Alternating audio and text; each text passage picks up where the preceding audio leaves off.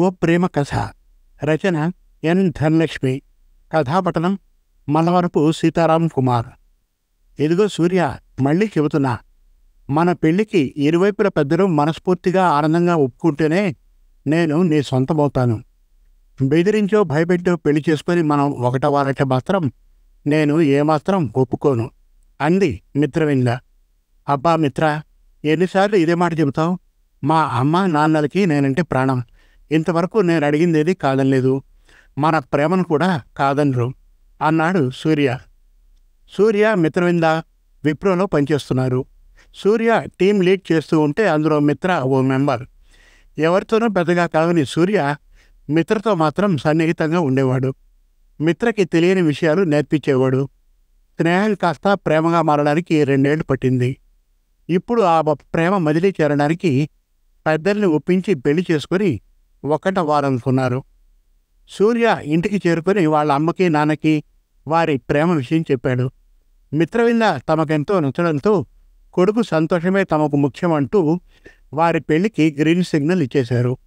అమ్మయ్య, మన ప్రేమ సక్సెస్ అయింది అన్నాడు సూర్య. ఎక్కడ సార్, హాఫ్ సక్సెస్ అయింది, ఇంకా మా ఇంట్లో ఒప్పుకోవద్దా అంది మిత్ర. నువ్వు టెన్షన్ పడకు. ఈ ఆదివారం అమ్మా నాన్నల్ని తీసుకొని మీ ఇంటికి వచ్చి మీ నాన్నగారితో మాట్లాడతాను. మంచి జాబ్, ఒక్కడే కొడుకునే, కాస్తో కూస్తో అందంగా ఉంటాను. ఎందుకు ఒప్పుకోరో చూద్దాం. ఏమో సూర్య, ఎందుకో భయంగా ఉంది. నువ్వు లేకుండా నేను ఉండలేను. నువ్వు లేకపోతే నేను కూడా ఉండలేను. నీతో ఫుల్ లైఫ్ను ఊహించుకున్నాను. బీ పాజిటివ్, మంచిగా ఆలోచిద్దాం. నువ్వు డల్గా ఉండకు మిత్ర, నేను చూడలేను. అలా సరదాగా వెళ్ళొద్దాం అంటూ తనని మాటలతో డైవర్ట్ చేశాడు సూర్య.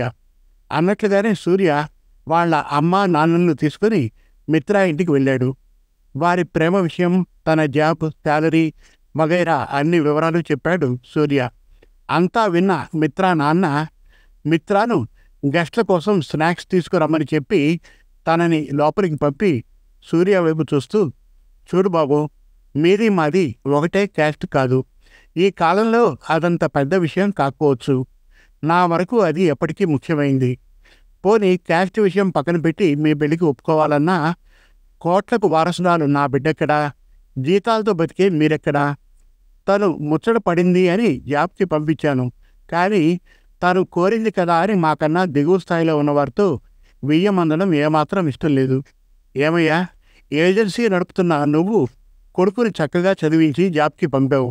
మీ స్థాయిలో ఉన్న అమ్మాయిని కోడలుగా తెచ్చుకోవాలి, కానీ డబ్బున్న అమ్మాయిని ట్రాప్ చేయమని కొడుకు నేర్పడం కరెక్ట్ కాదు కదా. ఒకవేళ నీకు అమ్మాయే గనక ఉండి ఉంటే తనను తార్చడానికి కూడా సిద్ధమయ్యేవాళ్ళ ఉన్నావే అంటూ ఎగతాళిగా మాట్లాడాడు. సూర్య నాన్న బాధగా కళ్ళు మూసుకున్నాడు. అది చూసిన సూర్య కోపంగా పైకి లేచి మిత్ర నాన్న కాలర్ పట్టుకుని పైకి లేపి, మేమేమీ ట్రాప్ చేయలేదు, తనని ప్రాణంగా ప్రేమించాను. ఓ 2 రోజుల ముందు మా ప్రేమ విషయం మా ఇంట్లో తెలిసింది. నోటికి ఎంత మాట వస్తే అంత మాట అంటారా? మాకు మీలాగా ఆస్తులు లేకపోవచ్చు, కానీ ఆత్మాభిమానం ఉంది. మర్యాదగా మా నాన్నకి సారీ చెప్పు, లేదంటే నిన్ను చంపేస్తాను అంటూ వార్నింగ్ ఇచ్చాడు. మా ఇంట్లో పనిచేసే వాడి స్థాయి ఉన్నోడికి నేనేంటి సారీ చెప్పడం? మీ బతుకులెంత అంటూ సూర్యను రెచ్చగొట్టాడు మిత్ర తండ్రి. సూర్య కోపంగా మిత్ర నాన్నతో గొడవపడి తోసేశాడు. గోడ గుద్దుకున్న అతను అమ్మా మిత్ర అంటూ గట్టిగా అరుస్తూ స్పృహ తప్పి కింద పడిపోయాడు. కిచెన్లో ఉన్న మిత్ర ఆ అరుపు విని పరుగున బయటకు వచ్చింది. అక్కడి దృశ్యాన్ని చూసి సూర్యను అపార్థం చేసుకుంది. నుదుటి మీద గాయంతో వాళ్ళ నాన్నని ఒడిలో పెట్టుకుని లేపడానికి ట్రై చేసింది. పనివారి చేత తనని రూమ్లోకి పంపి మిత్ర కోపంగా సూర్య వద్దకు చేరుకుని లాగి పెట్టి ఒకటిచ్చి బ్రేకప్ అని చెప్పేసింది. సూర్య జరిగింది ఇది అని చెప్పడానికి ఎంత ట్రై చేసినా మిత్ర వినలేదు. మిత్ర జాబ్ మానేసింది, ఫోన్ నెంబర్ మార్చేసింది, తన సోషల్ మీడియా అకౌంట్స్ అన్నిట్లో సూర్యను బ్లాక్ చేసేసింది. తనని కలవడానికి ఏ ఒక్క అవకాశము ఇవ్వలేదు. ఓ ప్రాజెక్ట్ పని మీద ఢిల్లీకి వెళ్ళాడు సూర్య. మిత్ర పెళ్ళి అంటూ స్నేహితుడు పంపిన మెసేజ్కి ఆఘ మేఘాల మీద మిత్ర ఇంటికి చేరుకున్నాడు సూర్య. కానీ అక్కడ జనం గుమికూడి ఉన్నారు. కంగారు పడుతూ లోపలికి వెళ్ళిన సూర్య అక్కడి దృశ్యాన్ని చూసి నేల మీద చతికిలపడి గట్టిగా మిత్ర అంటూ అరిచాడు. పెళ్లికూతురు గెటప్లో అందంగా రెడీ అయి పాడెపై శవంలా పడి ఉంది మిత్ర. పక్కనే ఉలుకు పలుకు లేకుండా కూర్చొని ఉన్నాడు వాళ్ళ నాన్న. మిత్ర అమ్మ ఏడుస్తూ, ఇదిగో ఈ లెటర్ రాసి నా బిడ్డ విషం తాగి చనిపోయింది, ఇది నువ్వు చదవాలి అంటూ సూర్యకు లెటర్ను అందించింది. ఏడుస్తూనే ఆ లెటర్ ఓపెన్ చేశాడు సూర్య. నాన్న, నువ్వంటే నాకు చాలా ఇష్టం. నువ్వు నా పక్కనుంటే ప్రపంచాన్నే జయించొచ్చు అనే నమ్మకం. నీ దగ్గర ఏ ప్రేమను చూశానో అలాంటి ప్రేమని సూర్య వద్ద చూశాను. అందుకే ప్రేమించాను. తను మిమ్మల్ని కొట్టాడు, నా తండ్రిపై చేయి చేసుకున్నాడు అని తనని దూరం పెట్టేశాను. సూర్యతో నువ్వు అన్న ప్రతి మాట అమ్మ నాకు చెప్పింది నాన్న. తప్పు చేశాను. నీకెందుకో తను నచ్చలేదు. నిన్ను కాదనుకొని లేదంటే బలవంత పెట్టి సూర్యను పెళ్లి చేసుకోలేను. ఒకవేళ చేసుకున్నా మీరిద్దరూ ప్రేమగా అభిమానంగా ఉండలేరు. నా కోసం ఉన్నట్లుగా నటిస్తారు. మీకోసం తనని వద్దనుకున్నాను. మీకోసం ఈ పెళ్లికి ఒప్పుకున్నాను. తనతో జీవితాన్ని ఊహించుకున్నానన్నా. నేను ఇంకొకరి సొంతం అవుతానన్న ఊహనే భరించలేకుండా ఉన్నాను. నా పక్కన వేరే వారిని ఊహించుకోలేను. సూర్య కోసమే ఈ ప్రాణం ఉండేది. పెళ్లి చేసుకున్నా ఈ అబ్బాయిని ప్రేమగా చూడలేను. తనని మోసం చేసిన దాన్ని అవుతాను. అందుకే చనిపోతున్నా. క్షమించు నాన్న. మనస్సు చంపుకొని బ్రతకలేను. ఇది నీకు సూర్య. నేను లేనని తెలిస్తే నువ్వు కూడా నా దగ్గరికి వస్తావని తెలుసు. కానీ వద్దు సూర్య. మీ అమ్మ నాన్నలకి నువ్వు ఒక్కడివే. నా మీద నీకున్న ప్రేమ నిజమైతే నువ్వు పెళ్లి చేసుకుని హ్యాపీగా లైఫ్ని లీడ్ చేయాలి. ప్రేయసిగా దూరమైన నేను బిడ్డలా నీ వద్దకు చేరుతాను. ప్రేయసిగా పొందలేని ప్రేమను నీ బిడ్డగా పొందుతాను. మిత్ర అంటూ సూర్య ఏడుస్తూనే ఉన్నాడు. మిత్ర లేదనే బాధని మనసులోనే దాచుకొని క్షణం తీరిక లేకుండా పనిచేస్తూనే ఉండేవాడు. ఒంటరిగా తనతో గడిపిన ప్రదేశాలకు వెళ్ళి ఏడ్చేవాడు. ఎన్ని నిద్రలేని రాత్రులు గడిపాడో తన తలగడకి తెలుసు.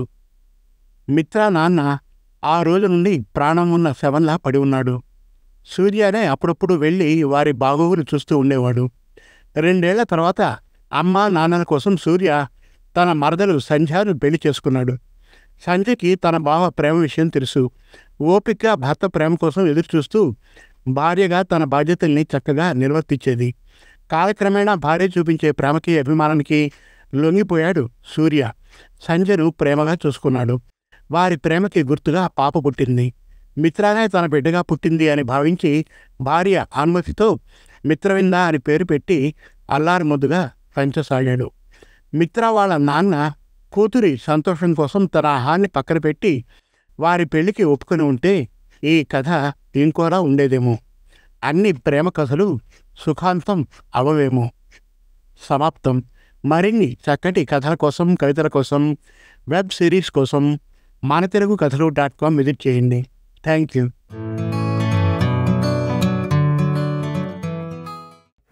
మీరు మెచ్చే చక్కటి తెలుగు కథలను స్పష్టమైన ఉచ్చారణతో, వినాలనిపించే గాత్రంతో మనతెలుగుకథలు.com వారి యూట్యూబ్ ఛానల్లో పూర్తి ఉచితంగా వినండి, చూడండి.